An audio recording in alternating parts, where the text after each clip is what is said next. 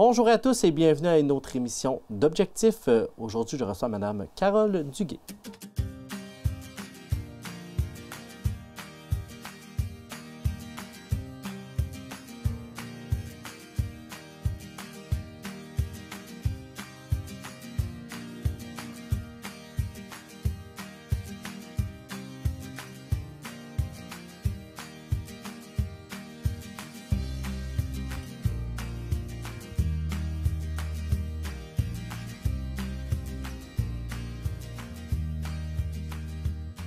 Bonjour Carole. Bonjour Jean-Philippe. Ça va bien? Oui, très bien, merci. Ça va? Bien, merci de nous parler aujourd'hui du programme d'impôt. Je pense que c'est un service essentiel qu'on offre depuis beaucoup d'années pour nos gens là, ici du territoire de la MRC des Appalaches. C'est ça. Essentiel, là, comme on dit. Tout d'abord, tu es responsable, dans le fond, du programme là, qui est donné par le Revenu Québec, chapeauté par la CDC, là, la Corporation de développement communautaire des Appalaches. Pourquoi, qu'est-ce qui t'a amené à devenir responsable de ce programme-là? En 2019, quand j'ai pris ma retraite, c'est sûr que je voulais m'impliquer auprès d'organismes. Donc, je connaissais très bien la Corpo. J'ai été 5 ans quand même présidente de la Corpo dans le temps, dans mes débuts. Mais, tu sais, je connais très bien le communautaire. Puis, ça m'intéressait aussi de faire des impôts parce que j'en faisais déjà par moi-même auparavant. Donc, je connaissais bien Guylaine Garnard qui était ici à la Corpo. Puis, quand Guylaine est tombée malade, bien, c'est moi qui est devenue responsable. Ça fait déjà ma 3e année que je suis responsable du programme. Oui. Moi, tu me diras si je me trompe, mais j'ai l'impression que des gens qui ont baigné dans le communautaire toute leur vie, ils ne peuvent pas arrêter comme ça du jour au lendemain de donner. C'est plus fort que nous, hein? Non, c'est en nous, ça. Oui, c'est ça. C'est en nous, oui, le communautaire. Puis on sait que c'est très important. Ouais. Moi, j'ai œuvré 22 ans. Ça fait que... Des belles histoires, souvent, qui... Oui. On donne de notre temps, mais on reçoit beaucoup aussi pour être impliqué des fois dans différentes choses, moi aussi. Là. Exactement. C'est ça qui est plaisant dans tout ça. Donc, puis ton rôle comme responsable, ça se trouve à être quoi? Bien, moi, je dois monter tous les bénévoles, la première des choses. Il faut que je m'occupe. Je commence déjà en octobre à inscrire tous les bénévoles, à les recruter. Puis, souvent, c'est d'année en année, c'est les mêmes bénévoles qui reviennent. On en recrute quelques-uns à chaque année. Donc, pour cette année, j'ai 16 bénévoles que j'ai inscrits au Revenu Québec et Revenu Canada, hein, parce que c'est les deux. Les deux paliers gouvernementaux. Les deux paliers gouvernementaux. Oui. Puis, on les inscrit. Ces gens-là, ils acceptent la confidentialité, puis ils ont un retour de Revenu Québec aussi après leur inscription. Et ceux qui font des impôts, eux autres, ils se doivent de faire leur antécédent judiciaire à tous les 3 ans. OK, ça, donc pour être sûr qu'il n'y a pas de gens qui font des fraudes économiques ou des casiers judiciaires. C'est vraiment vérifier tout ça, oui. Parfait. Puis, dans le fond, tu as vraiment un rôle de coordination. Là, oui. C'est pas juste durant la période d'impôt de janvier à avril. Là, non, c'est vraiment... Pas à l'année, mais presque. Là, hein? Presque, OK. Ouais. Puis, tu disais, là, donc, les bénévoles, là, ils ont ça, puis ils ont des formations aussi, je pense, à suivre. Oui, ils ont des formations, comme là, en février prochainement, là, on a tout un tableau où il y a différentes formations pour les bénévoles. Ils peuvent passer par webinaire, donc les gens vont sur le site. Il y a différents sujets aussi qu'on aborde. Les gens qui sont sur l'aide sociale, les aînés, le fameux crédit d'impôt de soutien aux aînés, le maintien à domicile. Supplément de revenus, puis... Oui, les travailleurs, les aidants naturels, les familles, étudiants, on couvre vraiment tout ça. Mais il faut penser qu'à la base, c'est un impôt, il faut qu'il soit simple, tu sais. Pas des travailleurs autonomes, puis des compagnies, tout ça, non, on ne touche pas à ça. Ne touchez pas à ça. De toute façon, on va voir aussi tantôt le seuil de maximum. Exact. mais ce que je comprends, c'est que puis les bénévoles, à chaque année, ont à refaire les formations. Donc, même si j'étais bénévole l'année passée, il faut que je me tienne à jour. Là. Oui. Donc, les gens sont vraiment au fait là, des mises à jour dans les lois d'impôts. Oui, parce que nous, là, on s'assure que chaque bénévole, là, ils vont voir ça, parce qu'il y a des nouveautés à chaque année. Donc, il faut être à l'affût tout le temps de ça. Puis, le gouvernement nous envoie toujours aussi les informations nécessaires. Là. Excellent. Parce que dans le fond, ça, ce programme-là est offert sur l'ensemble du territoire du Québec, là. Oui. C'est ce que je comprends. Puis nous, dans le fond, toi, tu te trouves à couvrir le territoire de la MRC des Appalaches. Oui, oui. On va jusqu'à Beau-Lac-Garbet, oui, on peut aller jusqu'à East-Broughton, mais les gens peuvent aussi nous les poster ici. Okay. On a des gens un peu partout qui nous envoient leurs impôts. On les accepte. On couvre vraiment tout. Excellent. Juste avant de rentrer dans le fonctionnement, là, je pense que ça serait pertinent de parler un petit peu de statistiques. On parlait tantôt là, que bon, ça touche beaucoup de gens. Puis toute l'équipe, est-ce que tu aurais quelques chiffres pour nous en termes de statistiques? Oui, bien, tantôt j'ai parlé des bénévoles, là, que j'avais 16 bénévoles d'inscrits. L'année passée, on a fait 1465 heures de bénévolat. C'est pas négligeable. Puis un impôt, ça prend combien de temps pour mon bénéfice personnel? Bien, ça dépend. Ça dépend toujours de... Bien, la première des choses, les gens viennent porter leur impôt. Donc, il faut qu'on les appelle pour leur demander les informations nécessaires qui sont pas dans l'enveloppe, là, si tu veux. Fait que ça, l'année passée, on en a fait 1300 au fédéral puis 1308 au provincial. Donc, c'est 2600 impôts, là, dans le fond. Ça fait qu'on fait toujours l'impôt provincial et fédéral. Nous, c'est fait... Tous les impôts sont faits ici, même si on couvre toute la MRC. Puis, on a 8 bénévoles qui font les impôts. Ça fait que avril, mars, là, ça roche. Oui, c'est ça. Ça ne va pas arrêter bien. Là, c'est quand même sensiblement beaucoup d'heures. Là, parce qu'il faut prendre en compte aussi que c'est pas échelonné sur une année complète. Là, le 1400 heures, c'est en 2 mois environ. Oui, en 2 mois et demi, oui, parce qu'on... Oui, c'est ça, parce que la distribution se fait ici à Thetford. Oui. Puis à Disraeli aussi, on a un point de service à Disraeli. Aussi, pour le secteur sud, un petit peu plus de la MRC. Oui. Fait que, grosso modo, là, c'est ce qui fait le tour de nos statistiques. Si on parle un petit peu du mode de fonctionnement, là, donc les gens qui se présentent ici pour faire leurs impôts, là, comment ça fonctionne? OK. Ça s'appelle le programme communautaire des bénévoles en matière d'impôts, zéro contact. OK? C'est que les gens, à partir du 13 février, on va commencer à recevoir les impôts des gens. Ici, au centre communautaire, à l'avant, il y a un bac brun qui est cadenassé. Les gens peuvent venir déposer en tout temps leur papier dans une enveloppe avec leur nom, leur numéro de téléphone, où est-ce qu'on peut les rejoindre. À Disraeli, c'est au centre J.N. Plante, au 888 Saint-Antoine à Disraeli. Oui. Il y a un point de service, mais eux autres, c'est seulement de 9h à 13h. Sur les heures d'ouverture du CRD, probablement? Oui, de 9h à 15h, excuse. Oui. Puis de midi à 13h, c'est fermé. Okay. Et ça, c'est du lundi au vendredi. Okay? Parfait. Ça, c'est pour il y a aussi, pour être admissible, là, de raison, les gens, il faut qu'il y ait un seuil de revenus. Une personne seule, c'est 35 000 et moins. Un couple, c'est 45 000. Ça a été changé l'an passé.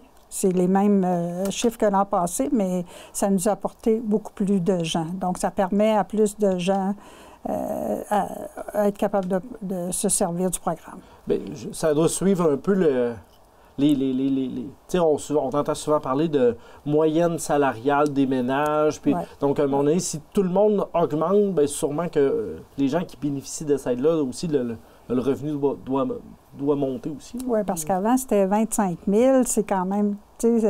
les travailleurs, il n'y en avait pas beaucoup qui pouvaient s'en servir, tandis que là, les travailleurs, les étudiants, les personnes aînées, les personnes de l'aide sociale, ça couvre pas mal tout le monde. Là, okay. Mais il faut quand même se limiter à un seuil de revenus parce que sinon, on manquerait de bénévoles. C'est ça. Ou de temps, c'est ça, non? Oui.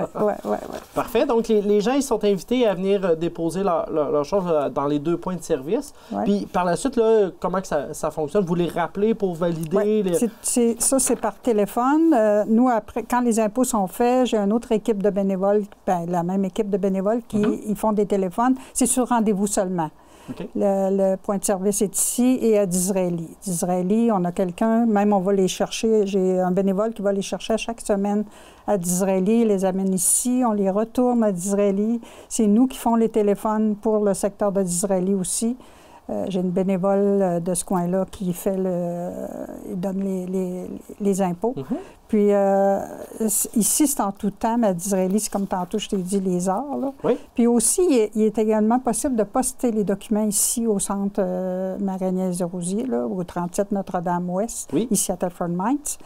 Puis, il est important aussi de savoir que toute personne qui accepte d'utiliser ce service sans contact, là, cette méthode-là, puis qui remet ses documents, c'est sûr qu'automatiquement, il dégage la Corporation de développement communautaire puis les bénévoles de toute responsabilité, parce qu'on est quand même des bénévoles. Oui. On fait ça le meilleur de notre connaissance, là, mais c'est important que les gens comprennent qu'on n'est pas des professionnels, mais on a toute l'information nécessaire pour le faire. Donc, si jamais il viendrait qu'avoir une erreur dans le rapport d'impôt, est-ce que ça va même jusqu'à la divulgation de renseignements personnels, le dégagement de responsabilité que la personne a? Dans le sens où, ce que je comprends, c'est que vous vous dégagez de tout ce qui pourrait arriver de mal dans le processus. Aussi, c'est dans le sens que si les gens ne nous donnent pas tous les documents, vous ne pouvez pas être tenu responsable de ça. On ne peut pas être tenu responsable de ça. Parce que souvent, nous, on ne peut pas s'apercevoir si la dame ou le monsieur a oublié un document. Parfois, on voit avec la régie des rentes qu'est-ce qu'ils ont. On sait qu'il manque un autre document ou quoi que ce soit. Mais, tu sais, à la limite, là, on ne peut pas tout... peut pas tout faire pour eux. non, c'est sûr. Vous les traitez, dans le fond, ce que je comprends bien, au fur et à mesure, pour être capable de ne pas avoir un goulot d'étranglement à mi-avril jusqu'à la fin avril, là, pour pas que... Parce que le but non plus... C'est pas que les gens paient une pénalité non plus pour des délais. Il faut vous rentrer dans votre temps. On en fait jusqu'à la fin avril. Oui, c'est ça, exact. Ouais. On donne toujours une semaine avant la fin d'avril pour être capable de les transmettre puis de les remettre aussi aux personnes concernées. Parfait. Donc, si on poursuit? Il y a la procédure pour récupérer les documents. Oui. Bien, ça, c'est sur rendez-vous seulement. Okay? Les gens reçoivent un appel d'un bénévole, fixent un rendez-vous. On demande aux gens autant que possible de respecter leur rendez-vous, là, parce que c'est fait par des bénévoles aussi. Dans le fond, vous les rappelez quand leurs impôts sont terminés. Oui. Monsieur, madame, vos impôts sont terminés. Vous pouvez passer, exemple, on vous donnera un rendez-vous jeudi prochain à 14h pour venir récupérer vos papiers. Ils viennent récupérer leurs papiers. Puis on demande aussi qu'ils respectent le rendez-vous, mais aussi là, que si leur impôt n'est pas terminé, qu'ils ne nous appellent pas pour savoir quand est-ce qu'on va... Tu sais, on en a beaucoup, puis on fait notre possible, mais je sais que les gens, des fois, sont impatients. Mais nous, on les transmet directement au gouvernement. Fait que même si la personne ne l'a pas reçu, bien, ça ne veut pas dire que son impôt n'est pas fait, là. Tu sais, c'est parce qu'il faut prendre le temps de les transmettre, puis après de faire une liste, tout ça. Tu sais. Oui, non, c'est ça. Puis ce que je comprends, c'est que si vous n'avez pas reçu votre appel, c'est parce qu'il reste encore des choses à traiter. C'est ça. Mais ne vous inquiétez pas. Non. Le 1er mai au matin, tout le monde est appelé, puis tout est rentré dans l'ordre par rapport à ça. Ouais. Puis ici, on parle des papiers requis.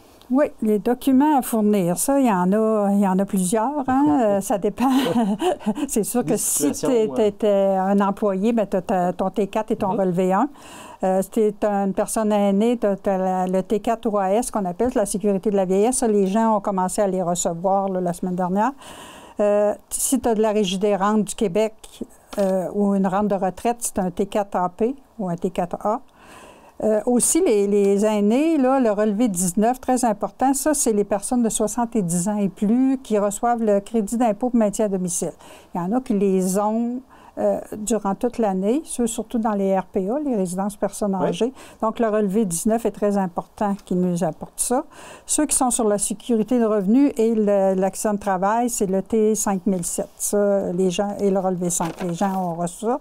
Il y a les revenus de placement. Il y a des revenus étrangers aussi. J'ai des gens qui reçoivent des pensions américaines. Donc, ça, c'est le T1135. Il faut que les gens nous les apportent.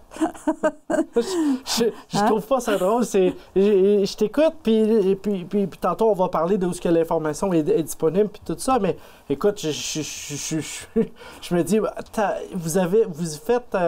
tu sais, c'est incroyable l'apprentissage que vous devez faire, tu sais, pour vous... T'sais, juste d'être à l'aise, vous, avec le langage, là, c'est quelque chose, c'est pas juste de donner son temps, il y a tout le volet formation. Excuse-moi, je voulais pas t'interrompre. Non, mais moi, j'en ai appris beaucoup aussi. Oui, j'en ai appris beaucoup parce que quand je suis arrivée, je faisais juste des impôts personnels, mais là, des revenus étrangers, des revenus de placement, ça, en passant, les revenus de placement, il faut que ce soit 1 000 $ et moins. Sinon, si tu as 1 000 $ et plus de revenus d'intérêt, On ne les fait pas. OK. Puis aussi, là, avant que je l'oublie, les dossiers concernant une faillite, on ne les fait pas non plus. Puis ceux qui ont eu un décès durant l'année, on ne peut pas les faire. Parfait. Parce que c'est trop complexe. C'est plus complexe. Puis le gouvernement, le logiciel qu'il nous fournit, on n'a pas les outils nécessaires pour faire ces impôts-là. Parfait. C'est noté. OK? Oui. Aussi, dans les documents à fournir, les frais de scolarité, parce qu'il y a des étudiants, les frais ensuite, pour les enfants, les reçus de frais de garde. Ça s'appelle un relevé 24. Puis quand il y a un relevé 24, ça nous prend absolument la date de naissance de l'enfant. Fait que ça, c'est toutes des choses que les gens peuvent nous fournir dans leur enveloppe qui viennent nous porter ici, qui est cachetée, puis... au nom de la personne avec ses coordonnées. Mais ils mettent toutes les coordonnées dans l'enveloppe. Parfait. Okay? Il y a aussi les frais médicaux. Ça, je tiens à le préciser. On n'a pas besoin de toutes les petites factures, là, parce qu'avant, les gens nous amenaient toutes les grosses piles de factures. Juste le document que la pharmacie fournit pour le résumé de l'année. Oui. Ça, c'est suffisant. C'est ce montant-là que ça nous prend. Si on a des dentistes, des chiro, des choses comme ça, ils peuvent nous envoyer les reçus. Okay? Ensuite, les reçus de dons charité. Oui. Ça, c'est accepté aussi. Un qu'il ne faut pas oublier, c'est relevé 31 pour les locataires.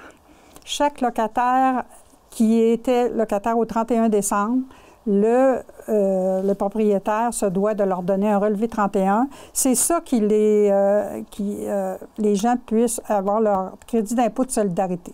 Ça prend le relevé 31 pour être admissible au crédit de solidarité. Les gens ils peuvent être admissibles quand même, mais ça va leur donner moins sur leur crédit parce que le volet locataire donne un montant de plus sur le crédit d'impôt de solidarité. OK. Crédit de solidarité, ça, il y en a qui reçoivent ça chaque mois, il y en a que c'est aux 3 mois, tout dépendant du montant que les gens ont. Oui. OK? C'est pour les propriétaires, pour le crédit de solidarité, ça prend le compte de taxe municipale parce que ça nous prend le numéro de... Matricule? Matricule, c'est ça. Ils peuvent nous envoyer juste le numéro de matricule, ils n'ont pas besoin de nous envoyer tout leur compte de taxe. Là. OK. Mais les locataires, relevé 31, propriétaires, le compte de taxe.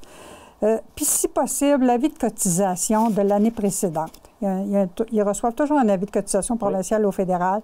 S'ils les ont encore en main, ce qui n'est pas très fréquent, mais ça nous aide beaucoup. Parce que des fois, quand on vient pour transmettre, là, les noms des gens, s'il y a une différence, là, disons, une madame apporte 2 noms, là, je ne sais pas moi, Lefebvre-Labbé, bon. Puis si elle est inscrite au gouvernement à Lefebvre-Labbé, bien, il faut que les 2 soient dessus. Tandis que si on a l'avis de cotisation, ça nous aide beaucoup. Parce qu'on perd beaucoup de temps à chercher de quel nom que la dame est inscrite au gouvernement. Ça, c'est difficile à faire comprendre ça aux gens, mais c'est un point qu'on a à chaque année, ça. Parfait. Okay? Oui. C'est beau pour les documents, là. Je pense que j'ai fait le tour. En tout cas, peut-être qu'il y en a d'autres, là, mais je pense que j'ai fait le tour. Mais ce que je comprends, c'est que à chaque fois que vous ouvrez une enveloppe, c'est, tu sais, je veux dire, on fait le tri de ça. C'est faire le tri de tout ça, puis de cocher la liste, de dire, OK, ça, j'en ai besoin, ça, je n'ai pas de besoin, puis de démêler tout ça, là, donc... Puis, nous autres, on a un formulaire. Quand on reçoit l'enveloppe, on a un formulaire qui appelle une information personnelle de chaque personne, puis on complète ça avec les documents qu'on a. Fait qu'on sait s'ils ont des enfants, s'ils n'ont pas d'enfants, s'ils sont mariés, s'ils sont célibataires, tu sais, tout ça. Nous, on a une fiche personnelle qui appelle pour chaque personne. Cette fiche-là est redonnée à la personne après. S'ils l'ont de l'année passée, ils peuvent nous la fournir aussi dans leur enveloppe. Nous, ça nous aide parce que les informations sont là aussi. Oui, non, c'est ça. S'il y a des changements avec l'année d'avant, les gens nous l'indiquent là, dessus la fiche personnelle. Excellent. Parfait. Maintenant, j'aimerais ça qu'on parle, des fois, il peut y avoir des impacts si on ne fait pas nos impôts, entre autres. Puis, parce qu'on en préparation de l'entrevue, on discutait un petit peu de quelle heure qu'on allait parler de ça. Puis finalement, on a bifurqué ce sujet-là. Puis je me suis dit, ça pourrait être intéressant d'en parler, justement, des impacts si jamais les gens omettent un papier, parce que, comme vous dites tantôt, vous dégagez là, de toute situation, puis c'est bien correct là, par rapport à ça, mais qu'est-ce qui pourrait arriver là, si jamais il manque un papier ou, cette année, je dis, ça ne me tente pas, moi, de faire mes impôts. Oui. C'est sûr que si tu ne fais pas tes impôts, tu n'as pas de crédit de solidarité puis tu n'as pas de TPS. Si tu n'as pas le relevé 31, comme tu disais tout à l'heure, bien, ça a un impact. souvent, les jeunes nous amènent leur impôt, mais ils n'ont pas reçu leur relevé 31. Ils sont aussi bien d'attendre d'avoir leur relevé 31 pour qu'on l'appelle seulement qu'une fois aussi. Tu sais, c'est très important. Mais c'est sûr que ces gens-là, comme les allocations familiales, ça peut bloquer. C'est vraiment important. Les montants que le gouvernement a donnés avant les fêtes, là, le 600, le 500, bien, si les gens ne font pas leur impôt, ils ne l'ont pas. Ça, des fois, ça incite les gens. L'année passée, beaucoup, ça incitait les gens à faire leur impôt. Puis il y en a, des fois, c'est 5 puis 6 ans qui n'ont pas fait, mais c'est important de le faire n'importe quand. Là, mais il faut le faire, là, parce que ça a vraiment un impact sur les gens. Bien, sur les gens. Puis, tu sais, en même temps, si la personne, puis moi le premier, là, si je rentre dans un programme gouvernemental, bien, puis j'aimerais ça y avoir accès. Tu sais, ça fait partie de ça aussi. Là. Donc, à bien faire attention là, pour l'ensemble de... Pour faire attention, pour avoir ces documents, finalement. Ouais. Exact. Ouais. Maintenant, bon, on a parlé de beaucoup de choses. J'aimerais ça qu'on fasse une espèce on arrive à la fin de l'entrevue, un petit récapitulatif de tout ça. Si jamais il y a des informations là, qu'on a passées plus rapidement, mais après ma barre, j'aimerais ça qu'on répète que c'est un programme qui est complètement gratuit pour les gens qui sont admissibles. Oui. Donc, les gens, on parlait de 35 000 pour une personne seule, puis 45 000 pour un couple. Aussi, tu peux ajouter chaque personne supplémentaire un 2 500. Si, disons qu'il y a un couple, c'est 45 000, puis ils ont 2 enfants. Bon, bien, tu rajoutes un autre 5 000 parce que c'est 2 500 par personne supplémentaire. OK, pour une famille. Une famille, donc 2 adultes, 2 enfants, c'est jusqu'à 50 000. En bas de 18 ans? Je comprends, parce que si l'enfant a plus de 18 ans, à ce moment-là... Il va faire ses impôts lui-même. Lui-même. Okay, il se doit de faire ses impôts aussi, même s'il n'y a pas de revenus. Parce qu'après 19 ans, la TPS, tu as le droit à la TPS, puis la solidarité après 18 ans, même si tu es en chambre à quelque part, si tu n'as pas de relevé 31, mais tu es en chambre, tu reçois quand même un crédit solidarité, qui est moindre, mais tu le reçois quand même. Okay. Il y a beaucoup de gens, des jeunes, qui ne savent pas qu'ils ont le droit à ça quand même, là, même s'ils n'ont pas de revenus, là. C'est un droit, ça. Oui, OK. Parfait. Ouais. Donc, puis c'est ça, puis on répète que c'est vraiment un service qui est gratuit là, pour les gens. Ouais. Puis l'information, elle est disponible où? Sur Facebook, là, ça passe au nom de la Corporation du développement communautaire. Oui. Ça va être au courrier Frontenac, à la radio. Tous les organismes communautaires de la région ont l'information. Même ICI, là, parce que nous, on s'occupe aussi des immigrants. Là. Oui, on s'occupe aussi des nouveaux arrivants. Parfait. On fait des impôts pour les immigrés aussi. C'est peut-être une chose que j'ai oubliée tout à l'heure, mais c'est vrai, il ne faut pas le négliger. On donne ce service-là à ces gens-là aussi, là. Donc, des fois, c'est la langue, là, mais on s'organise toujours. On réussit à... Oui. Non, puis je pense que, tu sais, je pense que ces gens-là sont quand même au fait qu'il peut y avoir une barrière de langue, puis généralement, ils nous aident à se faire comprendre. Là. Mais avec ICI, oui, on a une très belle collaboration, puis ils nous aident là-dedans. Là, t'sais. Puis aussi, je voulais dire, on venait comme au manoir Frontenac pour les personnes âgées. On a une dame, une de mes bénévoles, qui ramasse les impôts au manoir, les amène ici, nous on les fait, on les retourne au manoir. On donne ce service aux gens. Puis eux autres, le manoir s'en occupe là, de la distribution, puis c'est eux autres qui les ramassent aussi. On le fait aussi avec la Villa Saint-Maurice. Ici, on a HLM, là, Saint-Alphonse, les gens, une personne qui les ramasse. T'sais. Puis on a aussi le Havre, ça c'est un organisme. On a une bénévole qui fait les impôts pour ces gens, cette catégorie de gens-là. Parfait. Donc, vous avez plusieurs points de service. Donc, l'important, je pense, c'est de s'informer auprès de toi, finalement, pour voir si les gens sont admissibles. Ouais. Puis si, après ça, bien, dans quel point de service, dans quelle façon qu'ils peuvent faire, parce que, on va le répéter aussi, tu sais, les gens peuvent venir ici directement au Centre Marie-Agnès Desrosiers à Thetford, mais il y a aussi un point de service à Disraeli ou Gienne Plante. Là. Puis je peux aussi donner le numéro de téléphone. Il y a un numéro de téléphone ici qui va directement au service d'aide en impôts. C'est le 418-755-0516. C'est la Corpo qui prenne les messages présentement, mais moi, quand je commence là, en février, c'est nous qui prennent les informations. Les gens peuvent demander de l'information aussi à ce numéro-là. On a un répondeur, ils peuvent laisser des messages, on retourne les appels, parce que ça, c'est bien aimé. Les gens, ils ne savent pas quel papier nous envoyer, tout ça. Bien, même si on donne l'information, il y a toujours quelqu'un qui ne l'a pas reçu à quelque part. Oui, c'est ça. Donc, il faut... on prévient, mais souvent, on n'a pas le choix de redonner de l'information. Hein? Excellent. Bien, Carole, merci beaucoup aujourd'hui d'être venue nous parler. Puis, écoute, je vous souhaite une super période d'impôt. Puis, au plaisir. Merci, ça m'a fait plaisir. Merci, Jean-Philippe. Merci également d'avoir été des nôtres pour une autre émission d'Objectif.